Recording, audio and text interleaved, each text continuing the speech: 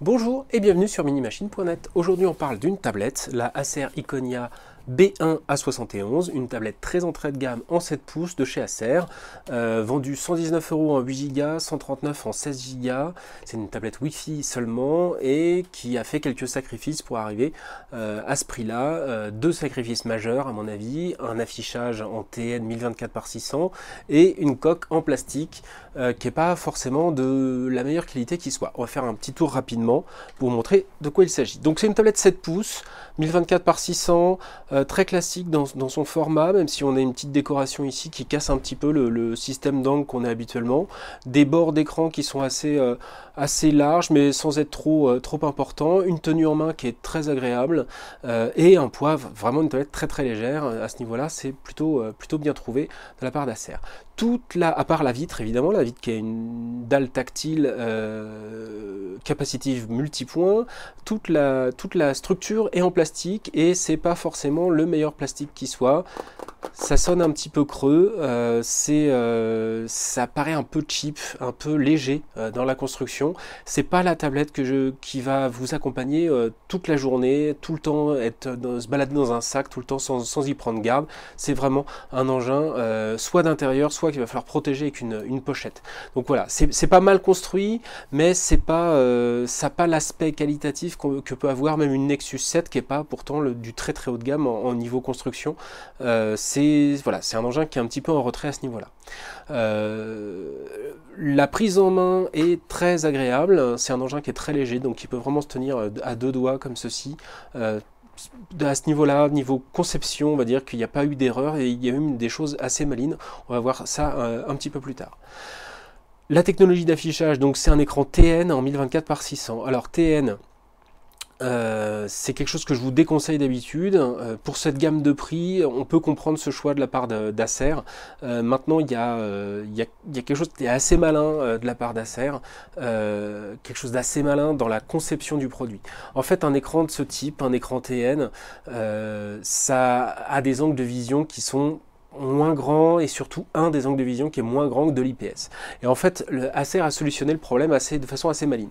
On a ici un logo et un deuxième petit logo Iconia ici en bas à gauche. Ça a l'air de rien, mais ces deux logos indiquent une disposition pour tenir la tablette. C'est-à-dire qu'on va avoir du mal naturellement à tenir la tablette à l'envers, c'est-à-dire avec le logo à l'envers et le logo ici à l'envers. Deuxième chose, on a la webcam, une webcam ici en 0,3 mégapixels qui sert à la vidéoconférence. Si on tient notre tablette comme ceci, on a une webcam qui est quasiment obstruée par nos mains. Alors on peut tenir comme ça la tablette, mais c'est pas confortable. Donc naturellement, on va dire, on va tenir sa tablette comme ceci. Autre élément, si on la tient en paysage, on va garder la webcam en haut. C'est on va dire la lecture logique de cette tablette. Si on la tient comme ceci, on cache encore une fois la webcam. Donc on a deux positions qui sont logiques, qui sont celle-ci avec le logo à gauche, Acer, et celle-ci avec le logo en haut. Et là où Acer a été assez malin, c'est que sur une dalle de ce type, une dalle TN, on a un affichage avec un angle qui est très mauvais. Alors si on regarde de ce côté-ci, on a un angle qui est plutôt bon. Si on regarde sur le côté, on a un angle qui est correct. Sur le dessous, on a un angle qui est plutôt bon. Et de ce côté-là, par contre, là, c'est beaucoup plus difficile. L'écran s'assombrit très vite. Et en fait, c'est là où c'est malin, c'est qu'une tablette, ça se tient comme ceci. Naturellement, le poids de la tablette va faire qu'on va la tenir de plus en plus penchée, c'est naturel, on ne va pas la tenir vers soi. Et donc l'écran ne va jamais s'assombrir, il va rester lisible. Pareil si on la tient comme ceci. L'écran reste lisible. Là, je suis en parallèle de mon bureau, donc c'est vraiment personne ne tient sa tablette comme ça, et ça reste quand même lisible, donc c'est plutôt pas mal, plutôt bien trouvé. Si Acer avait changé l'angle, on aurait un problème, c'est-à-dire qu'on aurait une tablette qui serait quasiment illisible dans cet angle-ci. Et c'est vraiment très différent. Si vous voyez, là, c'est très sombre, je la retourne, et c'est beaucoup plus lisible. Et donc, malgré cet écran TN, malgré le fait qu'il soit 1024x600, ça c'est un autre débat, cet écran TN garde vraiment toujours une assez bonne luminosité si on la garde dans ces deux angles-ci. Et c'est plutôt malin de la part d'Acer d'avoir positionné son écran comme cela. Voilà. Pour le reste, Le 1024x600, ça va poser des petits soucis, évidemment, pas pour les jeux, pas pour plein d'applications. Pour le surf, c'est vraiment léger. Le 600 de large, c'est impossible. Donc quand on veut regarder un site, on va regarder Mini Machine tout de suite. Quand on veut regarder un site, on a, voilà, là j'ai que ma colonne de gauche, donc je vais pouvoir naviguer, mais vraiment très très en longueur. Ça c'est l'affichage qu'il y a normalement sur un téléphone, un smartphone. Donc c'est vraiment un affichage qui est très très très léger. C'est pas forcément ce qu'il y a de plus agréable, et surtout quand on va essayer de zoomer dans cet affichage, on aura, voilà, c'est pas génial.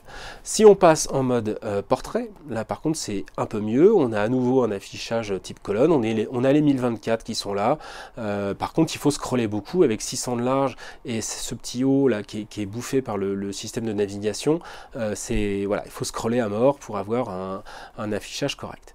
Donc niveau surf, le 1024x600 ça fonctionne, il n'y a pas de souci, mais c'est pas ce qu'on fait de plus génial.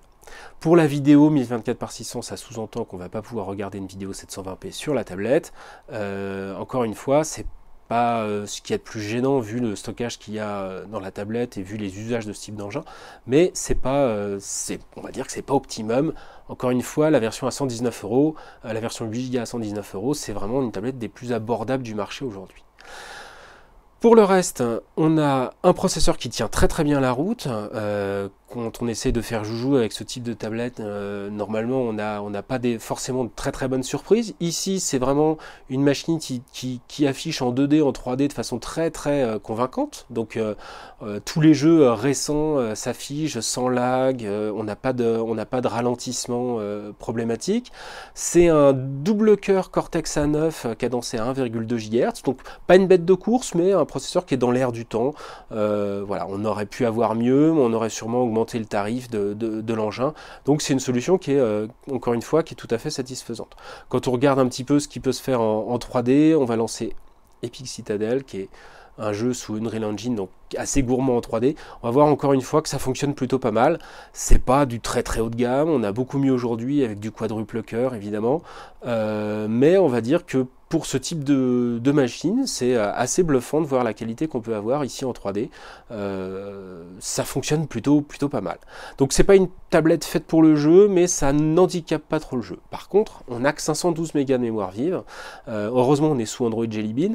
Donc avec 512 mégas de mémoire vive, on est obligé de jongler généralement avec plusieurs programmes et d'en killer, de killer quelques tâches, c'est-à-dire de tuer, d'effacer, d'empêcher des tâches de fonctionner en arrière-plan pour optimiser, on va dire, son usage. On ne peut pas avoir 7, 8, 10 onglets ouverts et autant de programmes en arrière-plan comme je peux avoir ici. Donc là j'en ai 4, plus celui que je viens de lancer.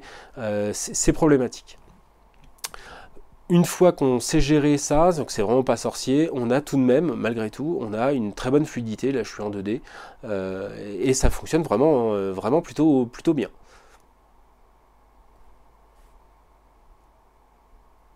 Point de vue Wi-Fi, on a une solution Wi-Fi N très classique. Voilà, c'est vraiment ce qu'on fait de plus standard, on va dire, sans rien d'exceptionnel, mais avec une bonne accroche. Bon là je suis dans mon labo, donc j'ai une très bonne accroche, mais une accroche très correcte. On peut être vraiment se déplacer d'une pièce à l'autre, ça pose pas de soucis. C'est une tablette qui fonctionne vraiment très bien sur le Wi-Fi. Pas de 3G évidemment, 119 € en prix d'appel, c'est difficile de faire de la 3G. Par contre, on a un GPS et c'est plutôt une bonne chose. Il n'est pas super réactif en démarrage à froid, c'est-à-dire qu'il faut attendre un petit peu pour pouvoir s'en servir, mais par contre il est assez efficace, donc on peut vraiment utiliser un GPS sans problème. Point de vue connectique, c'est une solution qui est très limitée, hein, comme souvent sur les tablettes entrée de gamme. On a pourtant tout ce qu'il faut de base, c'est-à-dire un jack stéréo pour le son, pour écouter un film ou un MP3. Sur le dessous de l'engin, on a un port micro USB, ça c'est une bonne nouvelle parce que c'est ce port qui sert à alimenter la tablette. Donc avec la tablette est livré un chargeur standard USB vers micro USB et on peut la recharger de la même façon qu'on va synchroniser. On peut la recharger avec un PC du moment qu'il est volté suffisamment pour recharger avec le port micro USB. Donc si vous vous déplacez, juste un seul câble à trimballer, un câble très léger, c'est le câble USB vers micro USB standard.